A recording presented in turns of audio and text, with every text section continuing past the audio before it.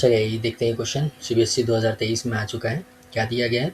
Half of the difference between two numbers is 2, the sum of the greater numbers and twice the smaller number is 13, find the numbers. तो numbers यहाँ पर find करने, तो basically board problems में क्या होता है, जो चीज़ पूछी जाती है फाइंड करने को, हम उसी को क्या करते हैं, सपोज कर लेते हैं। तो यहाँ पे हम लोग क्या सपोज कर लेते हैं, लेट द नंबर्स, ठीक है, let the numbers be x and y, ठीक है।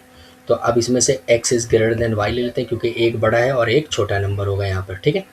अब अकॉर्डिंग टू द क्वेश्चन यहाँ पर हमसे क्या कह रहे हैं, यहाँ पे हमसे कह रहे हैं कि half of the difference between two numbers is 2, ठीक है। Half of the difference between to number is 2। तो कहने का मतलब हाफ कर लेते हैं किसका, डिफरेंस का, x माइनस 2 वाई का, और वो कितना आ रहा है, वो आ रहा है 2 आ रहा है, ठीक है। बात समझ में आ गई। तो अब यहाँ पर देखिए, यहाँ पे कितना हो जाएगा, x माइनस वाई, 2 को उधर भेज देते हैं तो कितना आ जाएगा 4। ये हो गई इक्वेशन 1 हमारे पास, ठीक है। तो अगेन दूसरी इक्वेशन देखते हैं, दूसरी कंडीशन से मिलेगी।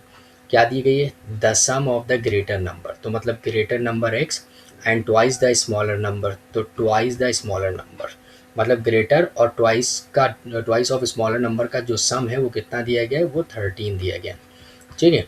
आपसे कह रहे हैं फाइंड द नंबर्स, आपको क्या फाइंड करना है, नंबर्स फाइंड करना है।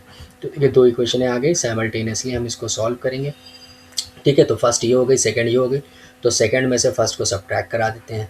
तो क्या हो जाएगा, ऑन सब्ट्रैक्टिंग, ठीक है, ऑन सब्ट्रैक्टिंग 1 फ्रॉम 2, ठीक है। फर्स्ट वाली इक्वेशन 2 में से सब्ट्रैक्ट कराएंगे तो क्या आएगा हमारे पास, x plus 2y is to 13 और x minus y is to 4। तो हमारे पास ये आ रही है। तो अब हम इसको क्या करने जा रहे हैं, इसको हम सब्ट्रैक्ट करने जा रहे हैं, ठीक है। बात समझ में आ गई। इसको हम लोग क्या करेंगे, सब्ट्रैक्ट करेंगे। तो सब्ट्रैक्ट करेंगे तो हमारे पास कितना आ जाएगा, आइए देखते हैं, ठीक है। तो ये हो गया माइनस, ये प्लस का साइन हो जाएगा, ये माइनस का, ये कैंसिल आउट हो जाएगा। 2y और y कितना हो जाएगा, 3y, और 13 में से 4 गए तो कितना बचा, 9 बचा, ठीक है।